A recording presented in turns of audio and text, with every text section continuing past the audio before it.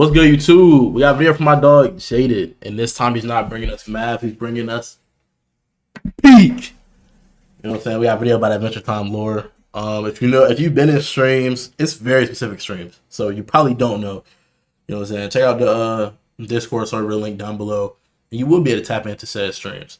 You feel me? I don't know if you might have to copy the link because YouTube is being weird. I don't know if they let me put like full links in there.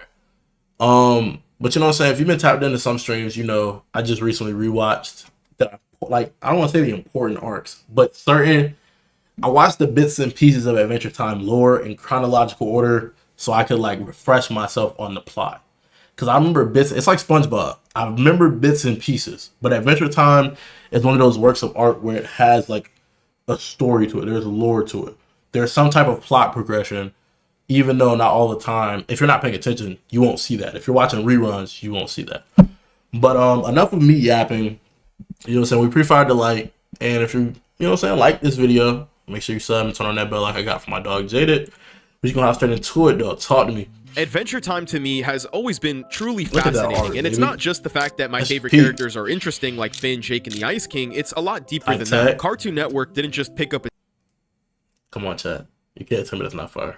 Just say, guys. Series that built a world around its characters. It built an entire universe and cosmology. W. Simon, if you know, you know. And a lot of it is very, very interesting. Using Finn's age, you can guess that the story probably took place around the course of 5 to maybe even 8 years, but the actual timeline of the universe itself is a lot longer than I could put in a video. Even aside, because Bubblegum is old as hell. And she's just one piece of the lore. She's not like an old character. It's a character you see all the time. Aside from random ancient events that take place probably thousands or million years apart from each other, I mean, literally putting it in a video is impossible. The video would be about 9 hours long. I mean, even the one video that I found on YouTube is spanning over.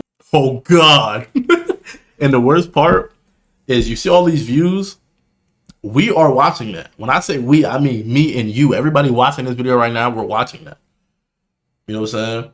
We're not watching it in one sitting, but we're watching those. But like that's how deep the lore goes, bro. There's characters up here that if you're not tapped in, like that's my dog Billy. If you're not tapped in with the lore, you don't know who this is, bro. You know what I'm saying? That's the thing that was at the end of the series. You know what I'm saying? With my dog Simon. You know what I'm saying? That's what's his name? Fern. Hopefully I'm not tripping. This Marceline Day, looks like that. You know what I'm saying? The Lich. You know what I'm saying? I know a little something. For hours of content. My goat BMO. It's not just the fact that the Adventure Time series has a lot of content, but it's also the fact that there's a lot that we don't really know. And a lot of it, and I would say 98% of it, we don't really know. Now, at face value, that might sound really, really bad. I mean, to be honest, though, it's the exact opposite. When you keep enough things ambiguous, you're interested into it. It's a basic part of human psychology, bro. You keep enough of something ambiguous enough, you're going to want to chase it. That's why life is so intrinsically interesting, because we don't know everything. You know everything. Oh, okay. You close the book. You get what I'm saying? But when something approaches something from a unique angle and it explains enough to get you hooked, but keep some of it ambiguous, that's where fan theories, that's where the love comes from. You know what I'm saying? Around the time of this recording, the FNAF movie just dropped. FNAF is fire. I just recently watched the video. It was like an hour long, covering all of the FNAF lore.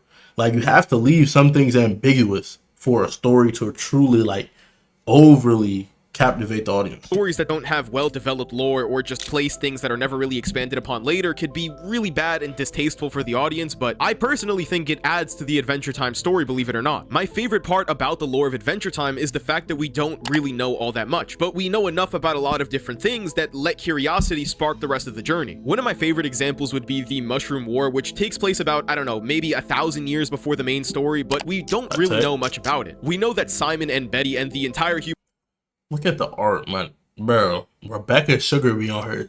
Yeah, I don't want to hear it, bro. Rebecca Sugar, she one of them ones. Human race was still around before the start of this war, and we know that it ended with a nuclear bomb, which turned out to be the Lich. Or maybe it was, and we don't really know. It's even possible that the Lich himself is what orchestrated the Mushroom War and manipulated people around the planet like he does to Finn in the other timeline to release the bomb, which would make sense because the that nigga Finn in the other timeline looks so uncanny, manipulated people around the planet like he does to Finn in the other timeline. Look how uncanny this nigga looks, bro. It's just his face. It's like, look at his face. Like, he just looked like it would annoy you, bro. He's a great guy, though. To release the bomb, which would make sense because the bomb is what released the Lich. Obviously, the war itself wasn't about frickin' mushrooms, and it got the name the Great Mushroom War because of the atom bomb, which left a mushroom-type cloud. I was about to say, I was thinking mushroom cloud. And the idea that we don't really know these things is a pretty significant detail. There's a lot that we don't really know, and that's part of what makes it so interesting, and it's why it's so fun to watch, because you have no idea what really happened, and that's part of the fun. I would say the average person who likes Adventure Time has definitely seen the show, but probably not a lot of the extra material, but still walked away pretty confused and has a vague idea of what exactly they want to know regarding the lore. Now, that same person, who is probably you, I'm like, what do you say fuck me for? Should also like and subscribe, because, you know, 99% of you guys who watch these videos. This has to be cat. Jaded, this has to be cat. I mean, your viewership could be that fire, but like, this has to be cat. Hold on. This video just dropped. It's not a, it's not a good comparison. That has to be cat. Mosh this facts. 99% of y'all ain't subscribed, but that's because we drop shorts, I think. And then some of y'all niggas actually not subscribing. Like, subscribe to this video right now. Yeah, you, bro. Blue shirt. Glasses. Come on, bro. Aren't subscribed, you might think the answer to all the things that you're confused about regarding the lore might be in some of the extra materials like the animated shorts, or maybe even the comic books, or maybe even the comic collections, or the graphic novels, or the video games, or maybe even the music videos made for Adventure Time. Okay, before I say this, I haven't absorbed all of the Adventure Time content that there is, but I plan on doing so, which is another reason why you should subscribe, and I have already seen a lot of it. Obviously, I've watched the show, I've read a lot of the comics, I even own a couple of the guidebooks, but throughout everything and all of the Adventure Time content that I've consumed, I don't think any of it really gives 100% of the picture to the things that you would typically want to know, or the things that would be partially explained, or even mostly explained in an, in theory, 9-hour Adventure Time lore video. If anything, I would say that the extra parts of Adventure Time, like the guidebooks and even the Enchiridion, these things might have even left me a little bit more confused because they introduced a lot of ideas and a lot of different details that I didn't know before by just watching the series, and now I have even more questions. My favorite example of this, and my favorite material that isn't the show itself, is the Adventure Time Encyclopedia, which is actually written by Hudson Abadir, and when reading it, you can really tell that it was written by Hudson. I mean, you can only read this guide in the first place if you are a bona fide demon from the Nightosphere, a hero with extreme charisma, or a wizard with abominable powers, and even an awesome kingly or queenly individual. That's actually fire. That Loki covered pretty much every like extremely important main character. Ice King, Bubblegum, Marceline, Finn and Jake, come on, bro. Again, all according to Hudson Abadir. Despite this encyclopedia being probably the best source of extra material that we have outside of the show itself, a lot of it can't really be taken at 100% seriousness because it's written by the Lord of Evil and the quote-unquote nameless one himself. The problem with a lot of the information in this guide, people never consider that either. Like false narrators, like some narrators of a story, it's not like accurate. Like if a creator is making a story about a guy who thinks something is real and they're like hallucinating the whole thing, some of it can be real. Like that's left as like an open loophole. Like for the movie Get Out, if you know what I'm saying, heard of that, John, a lot of people thought like, oh, it's like a fever dream of the cop. That's why at the end of it he presents himself as the hero.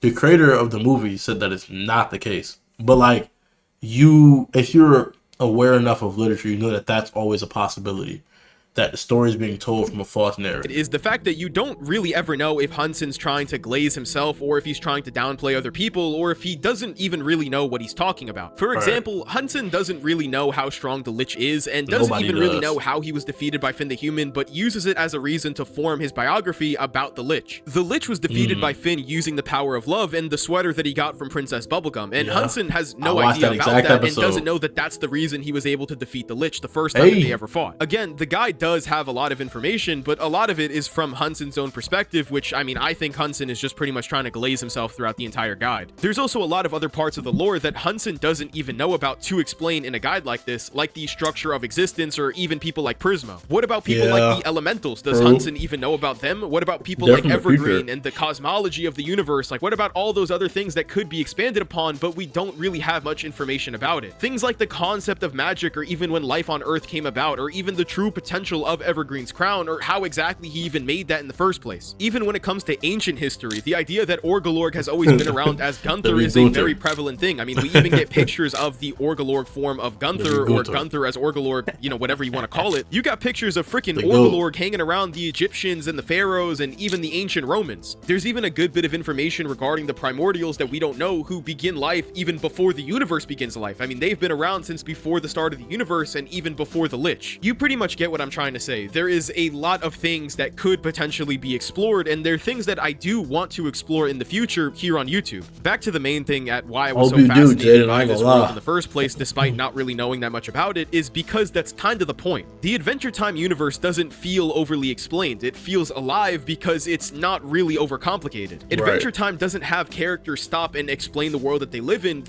And personally, as someone who's working on a story, as someone who wants to write a book, and as someone who's read like multiple types of literature, you know, outside of like manga and stuff like that, that's where most of my expertise lies. But as someone who's read a lot of literature in general, I think that's the best type of story where you can like watch it in passing and it still be good. But if you're someone looking for lore and like connection, you can also watch it very deeply with your eyes peeled and find like a whole different story, if that makes sense. Just live in it, which is the most realistic thing that you can have in such a crazy, weird world. If you really are a fan of Adventure Time, then you're going to be rewarded for noticing details, rewatching episodes, and even connecting clues across seasons, and they don't rely on giving you massive info dumps for you to understand what's going on in the world itself. People like the Lich. I think that ties into it being called Adventure Time. You are piecing stuff together yourself. That's part of the adventure. And I think it's fire that they didn't make a... Oh, they made me unlike it. I think it's fire they didn't make a story in which like everything has to be explained in exposition dump, because when that happens, that's often where a lot of plot holes originate from. The Enchiridion, the crown, the comet, it feels very mysterious, but we know that it's very important and very ancient, and it makes it feel very powerful. And if they were explained in every detail, then they wouldn't really be as special or provoke that curiosity. The important part of Adventure Time is the fact that the emotional story is complete even when the lore isn't. We still know about Marceline's pain, the tragedy of Simon, Finn's growth, and a lot of other things regarding characters that we love and enjoy, even when we don't know every aspect of the world. Just imagine if you were a kid, right? Adventure Time is a show about growing up. That's essentially literally like coming of age story. Essentially the entire point of the story. And when you're a kid, the world is big and it's also full of mystery. You don't understand everything going on, but you also feel everything, and the incomplete lore. Holy Glaze, Lord of Evil himself, recreates that type of sensation that you would have I've as seen a kid. the Lich. Yeah, the Adventure Time lore is pretty weirdly complex, but it's also weirdly good at providing us curiosity, even as grown adults who want to watch the series and don't really understand everything that's going on to the deepest degree that we would normally expect. The world is colorful, and the world is vibrant. The world is also scary, and the world is most of all an adventure. And you can never really enjoy the adventure if you're told everything about what's going to happen. Adventure is about surprise and mystery and clues and hints and finding the journey along the way, and the idea of growing, which is what I said is pretty much the theme of Adventure Time. Pretty much anybody can enjoy Adventure Time, and not knowing the full story is why you can enjoy it, because no matter how old you are, no matter if you're a kid or if you're an adult or if you're a teenager, you find different meanings behind the problems and scenarios and the deeper objective. Everybody else, while consuming your story, ends up creating their own story. Everybody is free to interpret how they want, not just in the sense of like, oh yeah, we all have free will, but in the sense of like these different interpretations in their own ways sometimes interconnect, and other times they're completely parallel from each other. They cannot both exist. But the fact that you have that ability to question, to interconnect these theories, that's what makes the story very intricate. Because it's not something that is just like a straight line. It's like what the MCU timeline looks like if you've seen like Loki. It's the multiverse theory. It's like all these different things could be there for so many different reasons, and then there are so many different things here that are connected to the point where it doesn't feel overwhelming, like, oh, there's too much, because you can watch it and think, oh yeah, that was just a story, but it's connected in a way where it's like whenever you start digging, the more digging you want to do. It's like how we describe science as scientists. The more you know, the less you know, because more avenues are opened as you go down that path.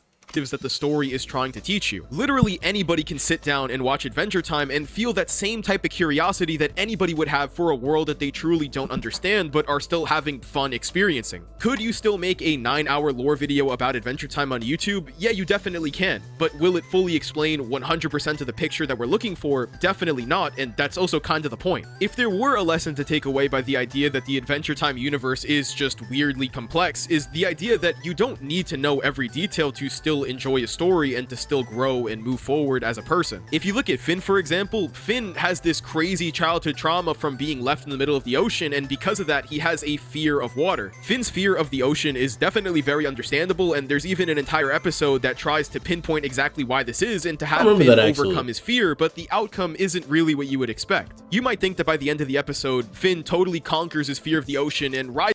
No, because that's not how it works in real life. Not all the time do the demons you fight against get slain.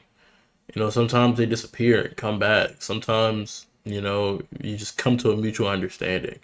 That's how life works, bro. Rises up and becomes the hero that he's always supposed to be, but that's actually not the case at all. By the end of the episode, Finn is still afraid of the ocean, and the fear itself literally manifests from his belly button and laughs at him straight to his face. Finn's struggle with his fear of the ocean mainly comes from the idea that Finn believes that he can't become a hero if he's afraid of something, right? If he's afraid of the ocean, if he's afraid of losing, if he's afraid of, you know, these very real world things, then he's... And that's where that, like, obsession with courage comes from. Not fit to be a hero. But the episode ends with Finn growing and realizing that it's okay for him to not be perfect, right? You could still be a hero, you can still be good, you can still help other people, even if you're not perfect. You don't have to have a perfect understanding of what's going on to enjoy the story, and that's kind of the point. That's kind of the lesson. The idea that you don't have to be perfect to still grow as a person and to still find your own adventure throughout the story. If you really did stop and think about every single time that you had a little piece of lore to nibble on and figure out in Adventure Time, then you would be too paralyzed to actually enjoy the series. I think I pretty much believe with a lot of certainty that we're never going to have a full explanation at what exactly is the world of Adventure Time, and there's always going to be these things that we're going to wonder and think about for a very long time. The point of this video is to ask you, what exactly do you want to see regarding the series? Because to be honest, I really do love Adventure Time, and I like it a lot more than anything else I talk about on YouTube, to be honest. I don't really know how many people it would Jake's so far. interest, but I mean, you made it this far into the video anyway, so I guess I'll pretty much just ask you, but I really do want to do some, you know, like inverse power scaling. Bro, for sure, get us right, bro. Just subscribe, bro. Shout out Jaded, bro. That was a fire video about Adventure Time and its weirdly complex lore. If you want Adventure Time content, if you mess with anime, comic, manga, nerd culture, gaming culture type content, consider subscribing and hitting that bell. As always, y'all boys know what time to find me. Y'all beings know what time to find me next. You know what I'm saying? And I'll catch you in the next one. Peace.